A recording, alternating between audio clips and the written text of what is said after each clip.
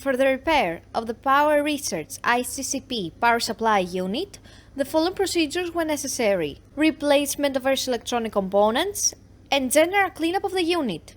For testing, we had a 400-volt AC power supply and a multimeter in order to measure the voltage output. As soon as we turn on the power supply, we see that the unit reacts, and we can see the 12 voltage output on the multimeter screen.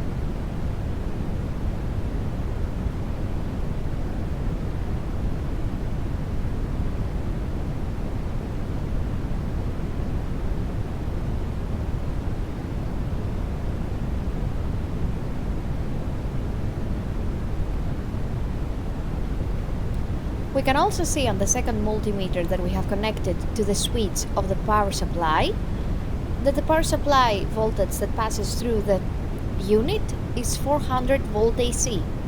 No further testing is possible due to lack of additional units. It is now clear that the power supply unit is working successfully and is ready to be delivered to the customer.